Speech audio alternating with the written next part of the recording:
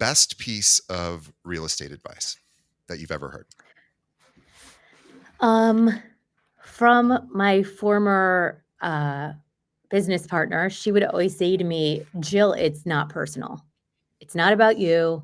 It's not personal. Like, move on." And she said it to me so much. I feel like I say it to myself now, where I'm just like, "It's not personal. Move on." I mean, sometimes it is, but most of the time it's not. And whether it is or not, it's the reality that you making the reality that it isn't is probably a good idea, even if it is personal, right? It's just a good idea to have that frame so that even if it is, you're like, I can get past this. It doesn't really matter that much. Yeah, you're right. It's such a good tool to get past whatever the moment is, When they say that the physicists say all the reality is mostly subjective anyway. So if it's all I subjective, we might as well choose what we want it to be. That's right? what Yeah, it's what the one thing that the schizophrenics have over us, and nobody wants schizophrenia, and I'm not making light of it, but just this idea of choosing your own. Well, they don't really choose the reality, but they live in a different reality, and if it unfortunately doesn't serve them, but maybe we can create one that serves ourselves. And worst piece of advice you've received in real estate? The worst piece of advice. So I have worked, at development companies very often. It was running portfolios of buildings, sometimes 15 buildings, running the sales and marketing. At one point, I was helping to run a division, and someone gave me the advice, "Do it now and ask for forgiveness later." And I think that is terrible advice. I think that is just the worst advice, really and truly, and I'm seeing a lot of people in our industry sort of doing that now, Mm. and it's just terrible advice. Why is it terrible? I think so much of what we do is so nuanced Mhm. that there should be conversations before actions are taken, and you should get authorization to, enact in a certain way. That's where it gets sticky and messy and problematic when you don't get the authorization, when you don't get the buy-in. Like, do the extra work a little harder, get the buy-in, then do the thing, you Yeah, it know? almost seems like when people say, ask for forgiveness later, it's almost a shortcut to, Yes. conscientiousness. Like maybe there's a way that we could still, do get what we want, but be respectful of other people's needs. And that usually is kind of when people say it, it's usually like a disrespect to somebody's actual needs. You're like, I'm just gonna, they'll forgive me. Right. Yeah, And yeah, or intelligence, right? Like, just right. assuming you know best, right? But, Mhm. like, there are other brains and other voices, and let's get the best information and operate from that point of view. I had one of the top producers here in Chicago. Actually, I think the top producer many many years ago on my show, and this is somebody who is so busy that you can't even I mean, we all know top producers; they're too busy to even do this. He was doing me a favor by being on the shows before I really had much of an audience, and it was like 8 minutes till we were going to be on, and he emails me. He goes, "I'm going to be 2 minutes late, and I'm super sorry about that." And this guy, by the way, has a reputation of being pretty harsh and brash and not particularly friendly and nice. And I saw that and I was like, oh, no big deal. I run back like, dude, no big Right. deal. Like, take your time. You're busy, and this is a Yeah. show that's not going to help you in any way anyway. So kind of like, oh, you don't owe me that. And I said that to him when he got on. He goes, no, I do owe that to you. The conscientiousness, right? Oh. Like Yeah, that's yeah. that's he didn't even have to ask for forgiveness, but he could have just shown up 10 minutes late and been like, I'm sorry. And I would have been like, that's fine, Right. but he had the conscientiousness to do that. And I thought that's why he's so good. And by the way, I showed up a Yes. little bit late. So I did not do that for Jill. I showed up a few minutes late. So shame on me. So I'm telling on myself. But this is exactly what you're talking about. And I think that is such a great lesson. It's just good customer service, I think. It Well, is, anyway, yeah. Jill Preschel is our guest on the show today. She is with the Sirhunt Group in New York, and actually, of course, Sirhunt Group is everywhere. But let's tell you more about Jill. And by the way, Jill found us, or I don't know, I maybe did. we originally found Jill, but she wrote me the kindest and nicest, one of the nicest notes I have ever received. And I will tell you, for everyone, being nice gets you things, and it has worked out quite well for me in my life, and I'm always shocked when people don't do that when they know they could even. And again, she wrote me, I think, a very authentic note, and I wish I could share it with you, but the point is as soon as she wrote that, I was like, oh, we're having her on. Like, Oh, awesome. maybe it was just for my ego, but the reality of it was, I went, oh, this is a genuine human being, and she cared enough and she's busy. She is. Wait till you hear what she does. She doesn't have the time to do this, and so the fact that she wrote me, I like almost made me want to cry. It was so sweet. So thank Oh. you for that, and I'm so honored to have you on the show. And again, that was just such a nice note. So Jill Preschel, let me tell you about her before she actually comes on. She's built a distinguished career in New York City and real estate since 2007, so almost 20 years now, and overseeing transactions exceeding $2 billion in value, specializing in luxury and new developments across Flatiron, West Village, and Gramercy. Oh boy, that must be not fun to be in the coolest neighborhoods in New York.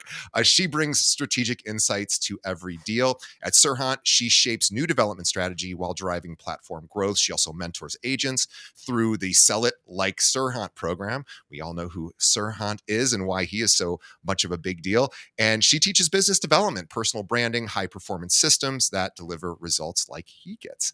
And she gets. Her client service philosophy combines data-driven analysis with psychological insight and relationship-focused care.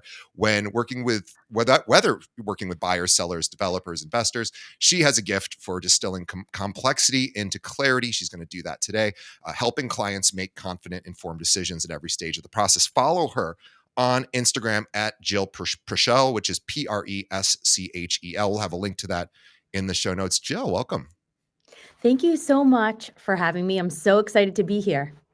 I am excited for to have you here as well, and thank you again for the kind note. You know, the reason I do this show is you've sort of made a mention of what you thought this provided for at least the people listening in the industry, and I thought it was very sweet, and yeah, that's why we do it. And I'm excited to have you, who is a really big deal here on the show. So let's start at the start. Let's people who maybe aren't familiar yet with you. How'd you get into real estate? Sure. So, um, from an early age, I was, obsessed with architecture, design, how environments shape people, and how, in particular, homes in Manhattan and buying homes can really set folks up for even generational wealth. So, how Yeah. you can help start that for folks. Um, and early on, I read a book, The Architecture of Happiness, Mm, and that really opened my eyes to just sort of this impact of your space on who you are and, like, how you feel. Um, and I started at Corcoran Sunshine, and that's a new development sales and marketing firm. Um, and I held every seat in new development sales. So starting from, greeting you at the door when you walk in, um, to being sales director.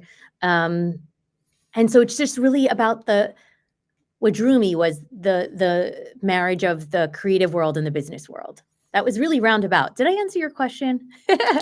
So no, yeah, we've got started on the journey. So started at Corcoran, and Yeah. then how did you evolve from that to where you are now? Sure. I was at Corcoran Sunshine. I was on site on the weekends. I ended up, working for a managing director who had the biggest portfolio for the biggest developer in Manhattan. Really exciting. And I learned a lot. And then, from there, I was able to work at a developer's office on really incredible properties, including the Woolworth. Mm, Um, Became a sales director and worked with some really, really intelligent private equity and capital partners. And from there, I shifted to the development side where we were the money, we were the capital. So being in charge of making these decisions was a really exciting shift for me. Um, and then as I became a mom, I shifted from there to the brokerage side.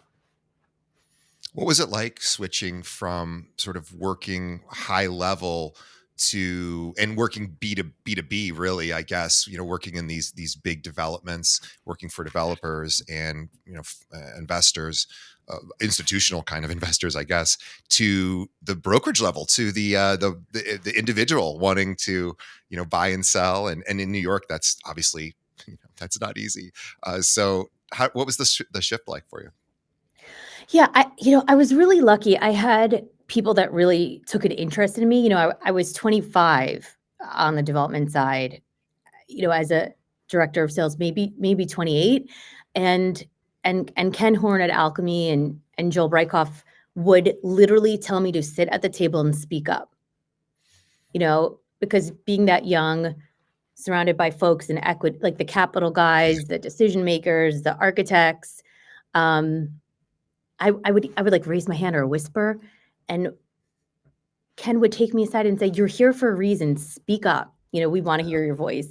Um, that really helped me with that sort of a mindset really helped with the brokerage side, right? Because knowing what you know, having that expertise and having the confidence to speak clearly and be able to influence folks based on having that knowledge, not based on ego, I think it is probably one of the most important skills.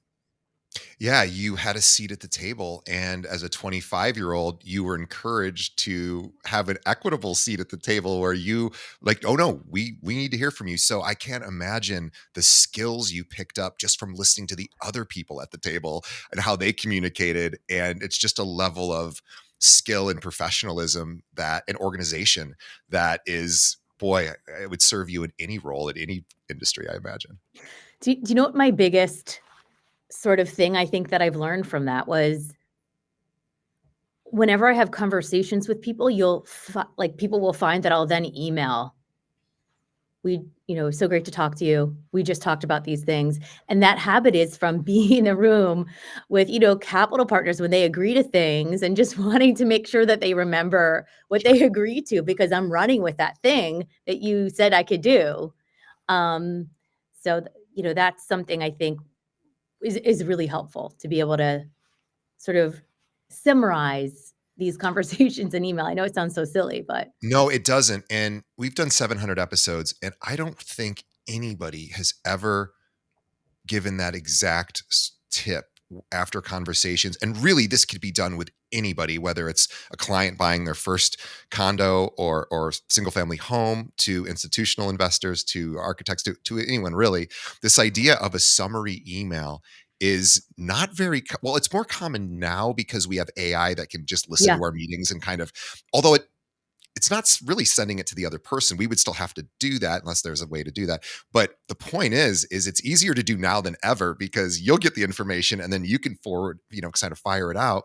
And I am seeing people do that more, but only because of AI. And I think if I would have seen that more pre AI, I would always have been impressed with that person. Like, wow, this person's on top of things. And I should be doing that myself. So you just gave me an idea. But a great tip for all of our listeners: after a conversation with your client or anyone that you're working with, whether even it's a vendor partner, send a summary email and say, "Hey, just want to make right, sure I got this all right. Bang, bang, bang. right, And next steps are this, and I will follow up in this time or whatever."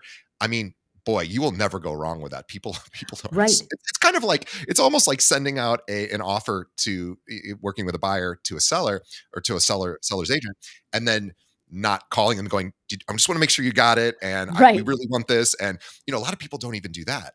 And so I love that you gave that tip, and it's such a simple one, but it's super effective. And so that was super helpful in and of itself. Oh, yeah, Uh, and it also sorry to jump in, it doesn't have to be weird because, I talk about this too a little bit with my coaching clients, and they're always like, "Well, isn't that a little weird to be like," but, like, you have to find your authentic voice and your genuine sure. approach. Like, just wanna make sure, Yeah.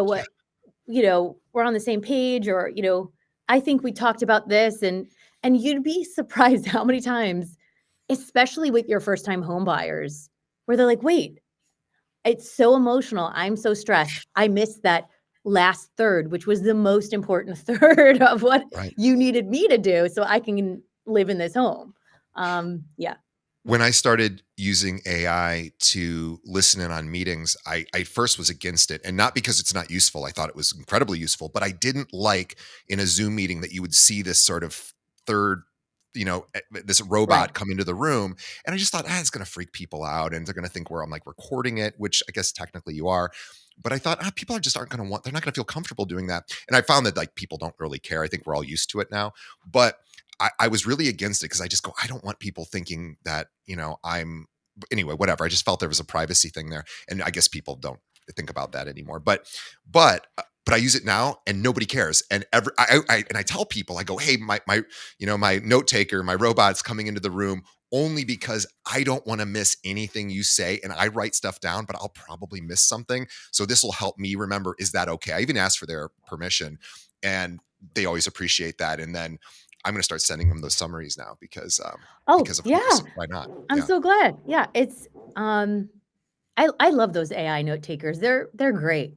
It Yeah. makes it so much easier actually. They're only getting better. I hope that, and I don't know if Apple has this yet. I'm sure Siri will have this at some point, and it'll probably be the only one that's allowed to be used, although maybe you can use a third-party app.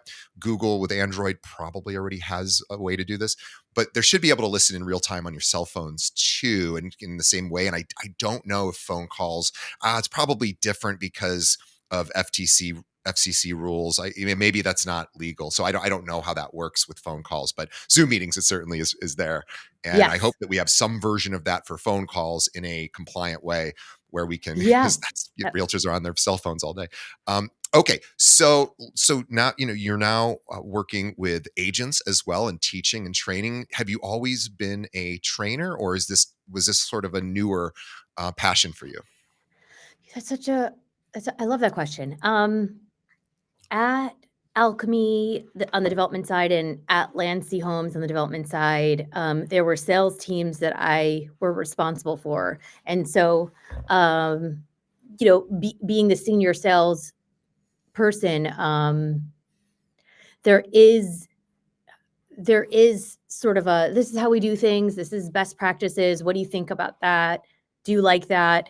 It and then sort of taking that one step further with the Sell It coaching, where there's really like a course, a curriculum, a path, 5 pillars, where we focus to level up everybody's business across these 5 pillars.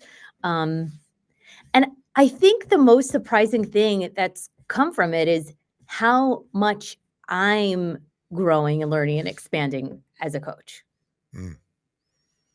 I wasn't Yeah, expecting that. it's they say that the teachers get just as much benefit as the student if done correctly, right? Because you're learning from them, you're getting immediate feedback on how well you're able to, you know, sort of give this information and present it, and then you're also reinforcing it yourself by doing it. So I imagine they Yeah. say, if you could teach it to somebody, you're probably pretty competent at it, and that's a great way to know if your skills are up to par. And again, ChatGPT is a great place to practice all of these things because you can get at least virtual feedback in real time when you're driving now, if you just want to start working on your pitch or objection handling or any of that. But I always think, yeah, having a coach, being coachable first is like the most important thing, and then also getting a coach. And I think if every athlete has one, why would I not have one? Like, certainly if the very best athletes in the world have them, I imagine that is something I would probably want as well. But I want to talk about first I want to talk about development, because new development in particular, and just for tips for our audience who are our agents, who are always wondering, how do you get selected as an agent to represent a developer or development? And I know there's no easy path to do that necessarily, but if somebody was to say, hey, for 2026 I want to make that one of my goals, to at least figure out that pathway, and maybe it'll take 5 years before I get there, but what do I need to start thinking about and doing to get myself that skill set kind of started? What would you recommend? Sure. One thing you said, which I think is so true, like this idea of your temperament, right? Like being coachable, um, being, pleasant to be around. Mhm. sounds so basic, but we recently took over a new development because the client said, he just, didn't wanna be in meetings with those people anymore, Mm, that it was so unpleasant and that everything was an argument. Um, and he was sort of like, "I want there to be back and forth when you feel strongly about something, but you can't feel strongly about everything." sure. Um, so I think the first thing is temperament, which is surprising. Uh, and then the second thing I would say is really knowing your market, knowing the data. And the third thing is showing up. So if there's a developer that you want to make a connection with, um, showing up at the development, Yeah. walking the home, taking it in, being there. Yeah, offering to do stuff for free, really, and offering to Yes. almost be an intern to an extent because you care so much that you're willing to put in the a little bit of maybe the grunt work, even though they're not paying you. And that's I hear that from a lot of agents who have said, "Oh, if you want to get developers, you have to go hang out with them, and you have to really be willing to just help them out." For nothing for a while, and maybe they'll give you a chance one day. But that's how most everything works, right? Like, if I want to get good at anything, if I want a real mentor, I have to sort of throw myself at that person and sort of make the case that I need some of your time, and I'm willing to do this for you in exchange. And so I think you're right. I think a lot of it's just spending time at the developments, showing your value before you get the job, and just kind of hanging out and showing up until one day that agent they're working with is not being very agreeable in meetings, like you were saying, and all of a sudden they're like, there's this other person that's really nice and hangs out and does things and helps. So I love that. So yeah, I think that's great. And as far as it's funny. I have a realtor, Carrie McCormick, who comes on my show every month. She's here in Chicago, and she is God, $300 million annual producer, just insane. Does it all herself, basically. Wow, amazing. And yeah, just insane. And she insane in the best possible way. I don't mean she's Yeah, insane. that sounds amazing. Yeah, I don't want to suggest. No, she's the best. She's the sweetest person ever. And she got works with developers. I live in one of her developments. I'm not hers, but she represented the developer. Funny enough, actually selling my place today. So thank you, Carrie. Made a bunch of money on that. So thank you. But I asked her, how did you get your first development? She goes, oh, she got her license like weeks before, and this is 20 some years ago.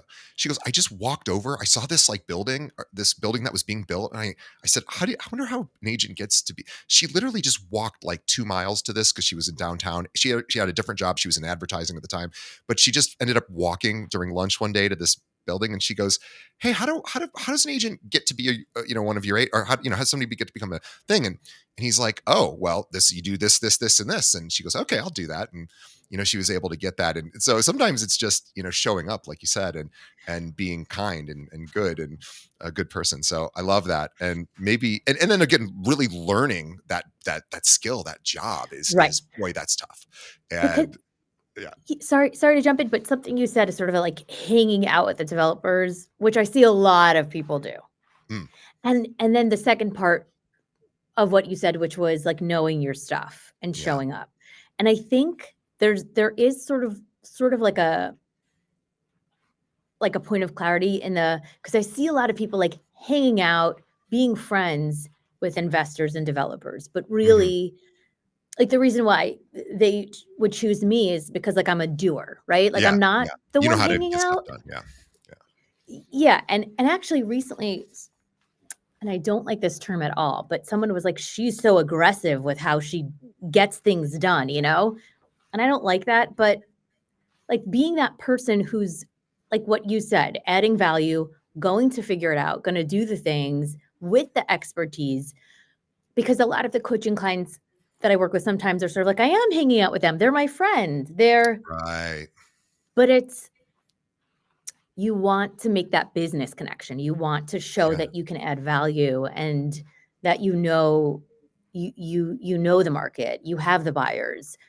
And also, I recently had a coaching client in Houston, Texas, and he kept marketing for the community, like, highlighting some of the notable features, highlighting records breaking sales, and it caught the developer's attention, and he said, Sure.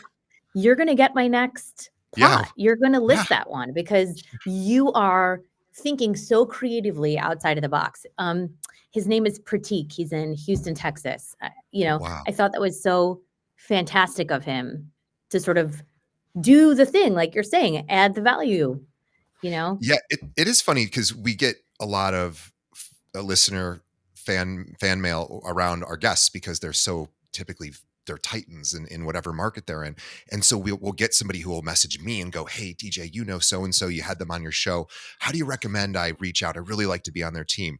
And my response to that is always like, "Well, I have no idea. I don't work for them, but I'd say if it was me, I would wonder what value you could provide me, not because I'm trying to be, to be a user, but if I'm going to bring you on my team and I'm already pretty successful and I just got interviewed and you heard me on the show, I'd want to know why should I have you on my team? What are you bringing to the table versus well, I listened to this interview and this woman sounds like she has this unbelievable team and she gives them leads and all this. It's like, yeah, yeah, everyone's going to want that. Like you need to come to them. And that's what sounds like, a lot of like you do. It's not aggression. It's assertiveness, right? It's just coming and saying, oh, I have an idea for you. How about this? And people who are at the top of their game, they love hearing, I got an idea for you, right? Right. We all love that. Yes. Yeah. It's so true.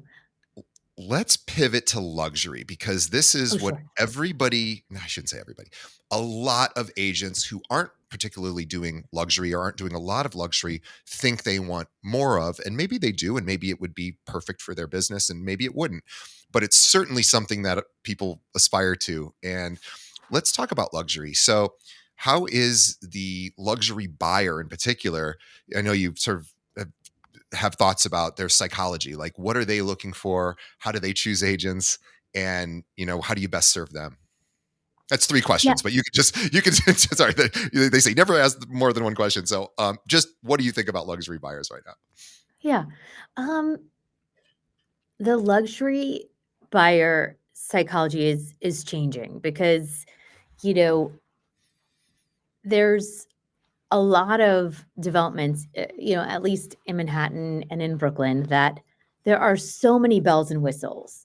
Hmm. But it's like going back to the basics, right? It's in Manhattan, we want tall ceilings, light and air, expansive spaces, um, and it has to be sort of in a prime location. You can't Hmm. ever change a location, you can't ever change ceiling heights, and you can't ever change views.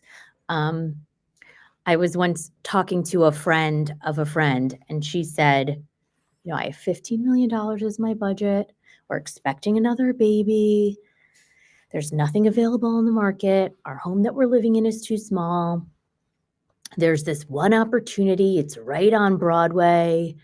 That's supposed to be the wow moment that the entire apartment, all of the windows are facing Broadway, and I hate it."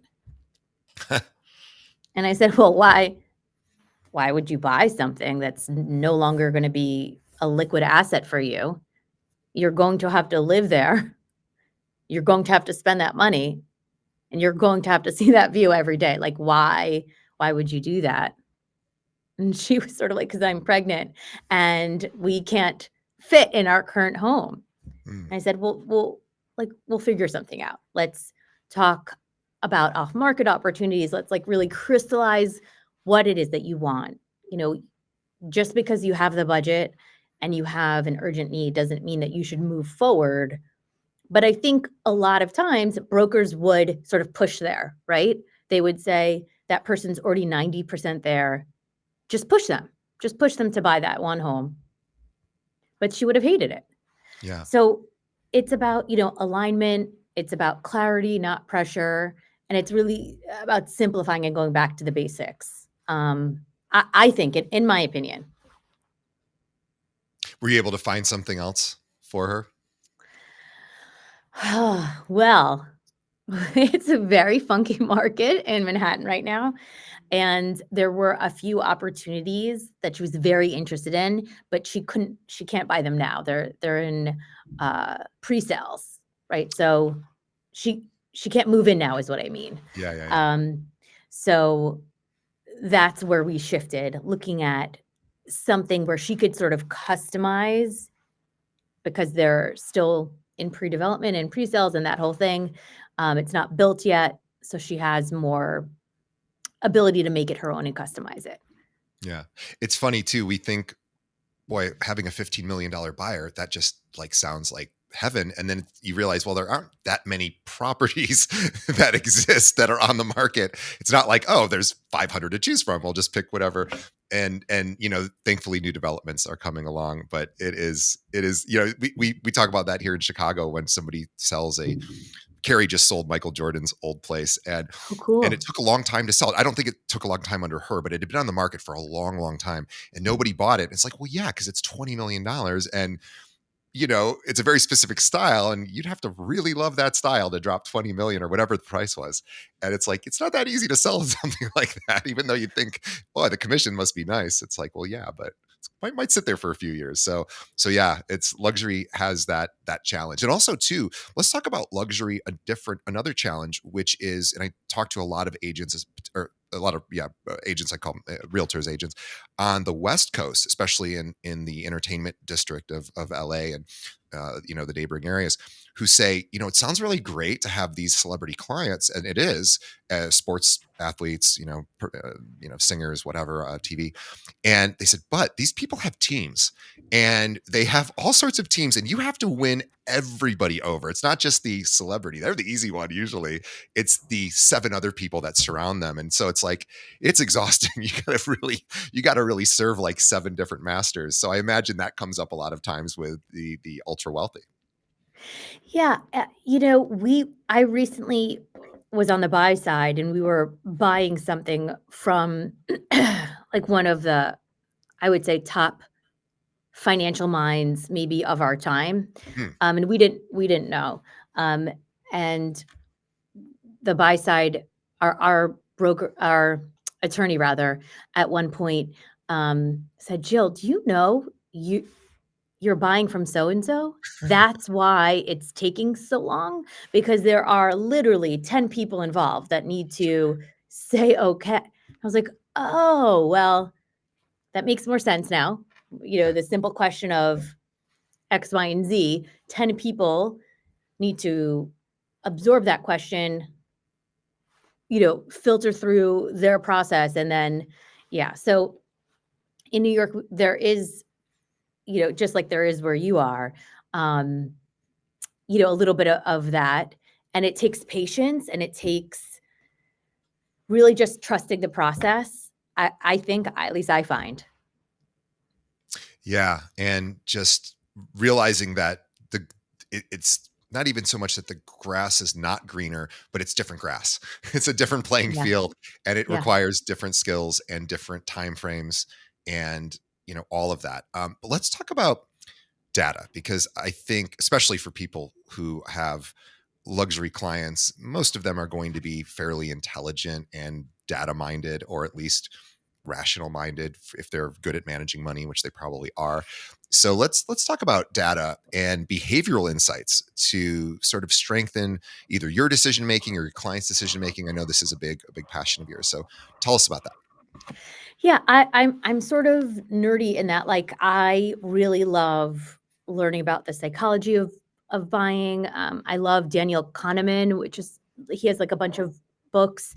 He had been on a bunch of podcasts. I love listening to anything he had said or anything he wrote. I find it really interesting, and it's a lot about the psychology of like you have these two systems in your brain, and you have to appeal to sort of both of them in order to Mhm. get successfully to the sale. Um, and so with the data, that is one system of the brain. It's the analytical side. So it's really simplifying the data into digestible bites and making sure the person understands what that data means for them and their Yeah, goal. sure. Um, we had that recently with we had a listing in Tribeca. We brought it on the market a year ago. We were a little bit above the market, but it's pristine, beautiful. My seller wasn't really very motivated to sell at that time. Then we relisted it a little bit less, but there was nothing on the market. And day 3 maybe of being on the market, we had 3 bids, you know, over list, and that was just sort of an example of saying, "Okay, well, where do we need a price based on the data? There's actually no inventory now. So how can we price in an attractive manner when there's absolutely no inventory and make sure that we're all aligned with that, to move forward?" So just simplifying the data so it makes sense, being able to communicate that data. And to your point, ChatGPT or AI is great for that. Like, you've mentioned a few times AI. I use Claude and I use Mhm. ChatGPT. Um, and that's an example of, "Hey, I'm in this situation. This is the data. How do you think this data impacts or makes sense to this seller or buyer? Or what would be useful to know? And how do I communicate that in the simplest fashion where it's easily understood by someone who doesn't know real estate jargon or doesn't know this market?" Um, I also do that sometimes with messages where I'm like, "How do you make this less direct? How Yeah. do you make this a little softer?" I think what you're talking about is intentionality. So, you mentioned the two systems. So, one being the rational, logical, sort of unfeeling or unmoved by motion side of us, which is think like, oh, this is an old reference that nobody will remember unless you're of a certain age, but like Spock from from Star Trek. He was all logical, he had no emotions, and he just looked at facts and figures. And that's one side. And that's Right. typically our left hemisphere. And then we have the right side, which is the more sort of less rational, more driven by emotions, and can let emotions get away from us even, and let that Mhm. drive the bus. But that being less predictable and more sort of creative and explosive, and really, so tying those together in messaging is an art for sure, because you're right. And so I'm a really big fan of this in particular because I study dialectic behavior therapy, DBT. It's unbelievably Cool. great for communication. If anyone hasn't looked into DBT, it's the best skill set training I've ever learned for internal communication and external communication. But anyway, they talk about what they call wise mind, which wise mind is the synthesis of, they call it reason brain and emotion brain, and you need both because they're both really important. And you as a human want to really not make emotion strictly from emotion mind or reason mind, because you're going to miss something that's probably pretty human or pretty analytical if you don't. And so you want to get to what they call wise mind, which is the synthesis of both of those. But in extrapolating that to another person that you have to communicate to, you have to do the same thing, and you really have to. So from an emotional side, how do you try to meet the emotional need of that person? What a good question. I think I've gotten better at this since becoming a mom. I feel like that really that skill has been flexed, and I've become an expert at that. And I think it's because people just at their core wanna be seen and heard. You know what I Yeah. mean? Yep. So, even just with my kids, sometimes at the end of the day, if they're just sharing and about everything, even just sort of, and it's a Chris Voss technique, Yeah. actually. It's Love the Chris Voss. the mirroring. I'll mirror my kids just wanna know I'm listening, I hear them. They actually don't want my input, so repeating back to them. And the same sort of goes with your developers, your investors, your buyers, your sellers. They wanna feel seen and heard. They wanna know that you understand. Um, and and that mirroring technique, is long as it's coming from a genuine place, an Yeah. authentic place, um, is really helpful when you're in the emotional state, especially if you need to de-escalate something. Yeah. Uh, Which is that's which is my what Chris biggest Voss, tool. his job was to do that, right? He was a Yes. negotiator for the FBI Yes. or CIA, or I can't remember, one of the 2. CIA maybe? Anyway, he would go all over the world, and he would have to make friends with some of the worst people, and Yes. especially in hostage situations or in terrorist situations, and Yeah. he had to de-escalate, and he said that a lot of times the emotional part of the idea of connecting with somebody emotionally was so effective, and it was Yes. often it's what we really call empathy, and we tend to think of empathy as like feeling for somebody, but it's Right. really like feeling with somebody. It's like, Yes. oh, you're in pain, I'm in pain with you, I'm here with Yes. you. I'm not here to solve your thing. I'm here for you to be seen and heard, like you said, which is, I'm angry when you're angry. You're right. It has to be authentic, and people can sniff out in authenticity in a second, right? Like we think you don't have to worry about fooling people if you're not trying to fool them. Like if you're a genuine person, people will typically understand that. But understanding how to feel with somebody that's a skill. And like you said, as a mom, you probably see it. They always say, what's the expression? Something about a parent is only as happy as their unhappiest child, Oh, something yeah. like that. Because It's so that, true. yeah, yeah, And another thing that Chris Voss said that's really good for the emotional, he said something like, when he was in tough situations and someone would say, like, "I need a helicopter in 30 minutes," or yeah, whatever it would be, he wouldn't say no. He would say, "How would you like me to do that?" yeah, yeah. And I love that as a tool. Because It's now you're a that's r team. You're working together as a Yes. team. Yeah. And and that I think is probably most appropriate for your investors or your developers. I don't think that's really a tool in the buy side or the sell side, but it may be. But, when you sit with developers and they're sort of like, "I need this from you by this date," but maybe you're missing information you need to do that thing, saying, "Well, I don't have this and I don't have that. How would you like me to do that?" Mhm. And then it really helps them, as you're saying, like, work with you to figure it out. Because everybody, when they express a need, they don't think it's crazy and they don't think you should Right. say no, right? So even if it is a no, even it's like there's no way to do that. If you tell them like that's not possible, maybe they'll be the kind of person that can hear that and unpivot and understand. But most of us dig in.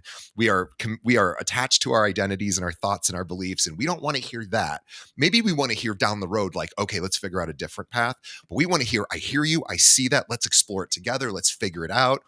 And I mean, who doesn't want that? That's like magic too. It's what people in relationships, right? It's not, hey, you did this thing and it made me feel crummy, and the other person goes, I didn't mean to do that. It's like, okay, yeah, we get it, but instead of that, be like, oh my god, I'm so sorry that that happened, that you felt that way. How can I do it differently? As opposed to, I didn't do that and you do this and I don't say anything about that, right? It's this idea of not hitting conflict head first in opposition, but to go like, oh wow, tell me more about that.